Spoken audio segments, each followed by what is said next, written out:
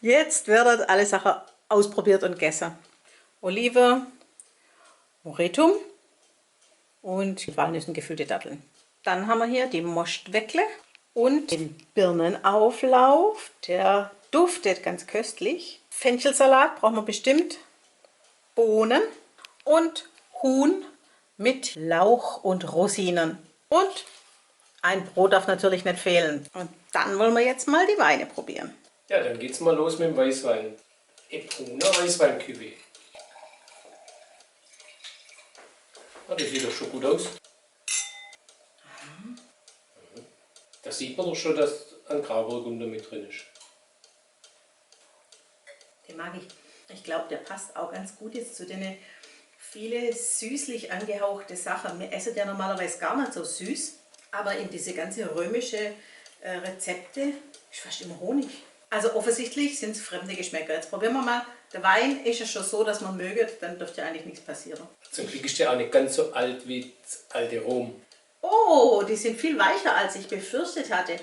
Also das sind Mostweckler. Die Mostweckler macht man mit Mehl, Hefe und Traubenmost. Und ich habe den Traubenmost genommen von unserer Genossenschaft, Laufender Weingärtner. Und deswegen sind die sowas von lila gewesen.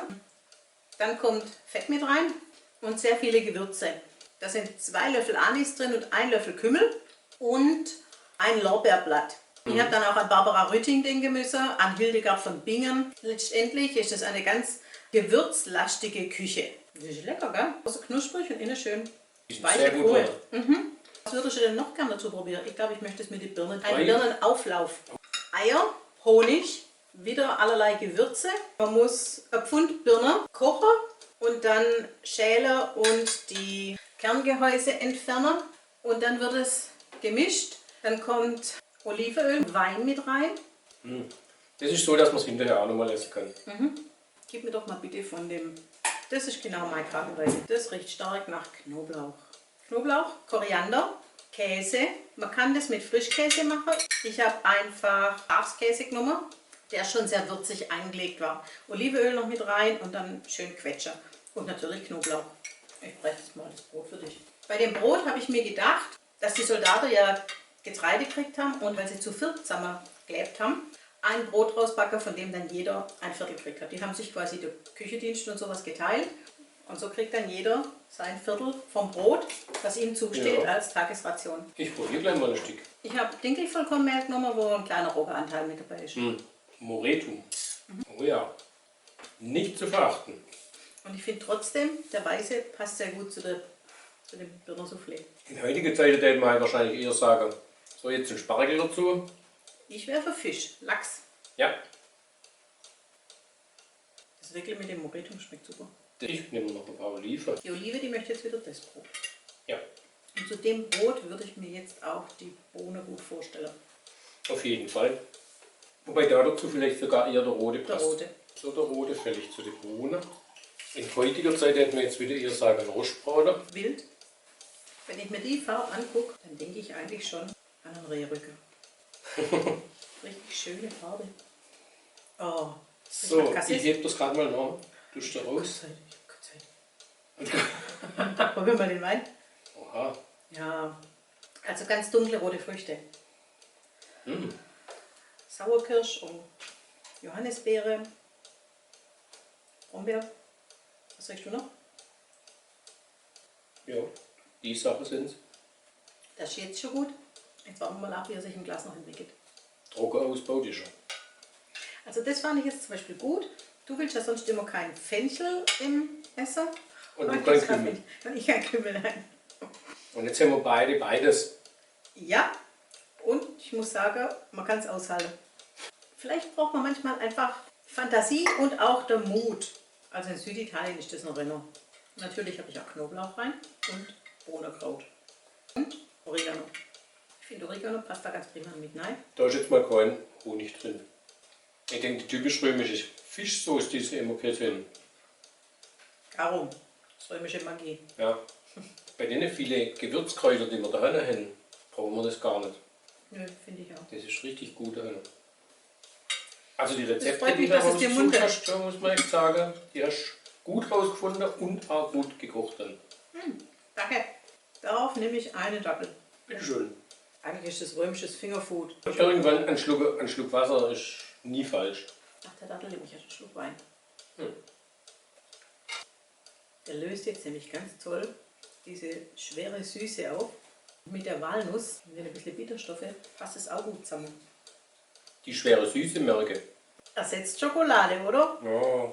Also das können wir zur Nachahmung empfehlen, oder? Frische Dattel, gefüllt mit Walnusskerne, zu diesem wunderbaren Ebrona Rotwein. Also Fenchelsalat kann gar nichts schaden, wenn man so viele Bohnen isst. Salätle gehört immer noch zu. Ohne Honig, aber die Erholung möchte mein Gaumer. Und ich finde, es passt wieder ganz super zu dem einfacheren Brot. Nachdem wir jetzt aber die Vorspeise genossen haben, geht es jetzt doch an eine Hühnerbrust auf Lauch. Und das ist auch wieder sehr römisch gewürzt mit Koriander, Dill, Thymian und aber auch für mich überraschend ohne Krauthinze in einige Rezepte drin. Dazu gibt es jetzt den Ebrona Rosé. und der ist ein bisschen gekühlt. Oh, Rosenblätterfarben. In der grünen Flasche habe ich das überhaupt nicht vermutet. Der gibt ein Das schönes ist aber Bild. wunderschön. Rosé Pinot. Tja, die Burgundersorte, die machen doch was her.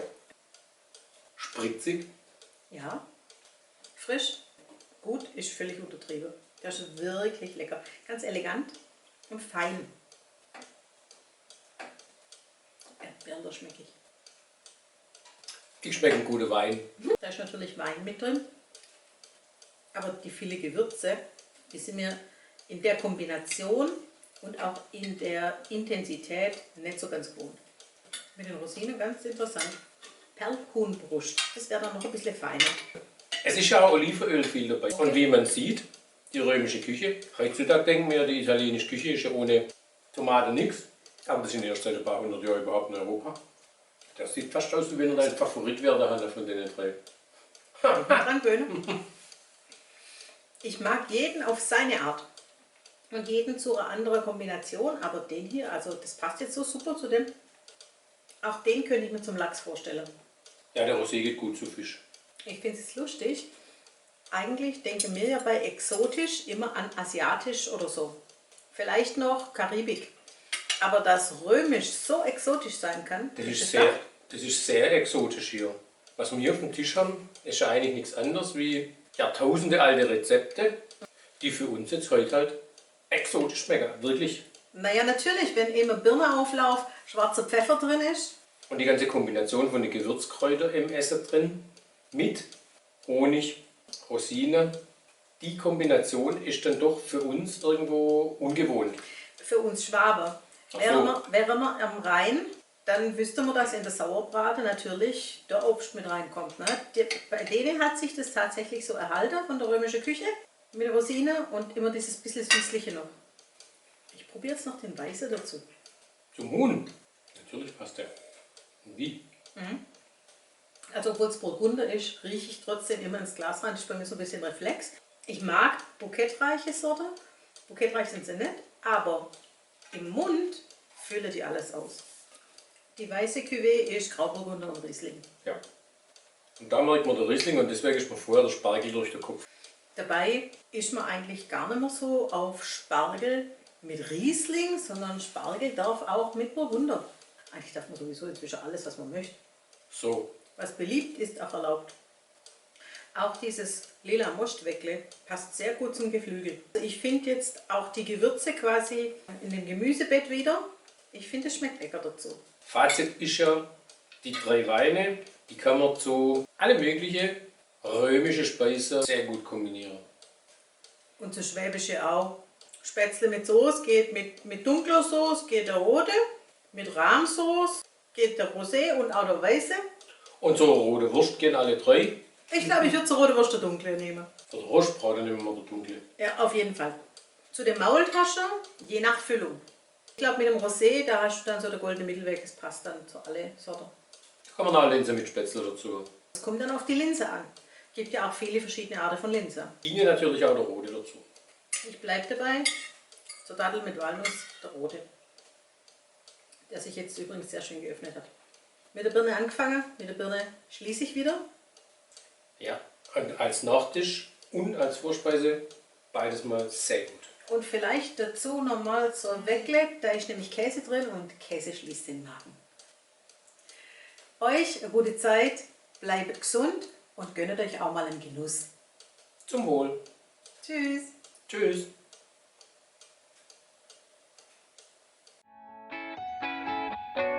Hey Leute, hat's euch gefallen? Dann guckt doch öfter mal in meinen Kanal rein oder auf meine Homepage, da hat's ein ganz nettes Programm.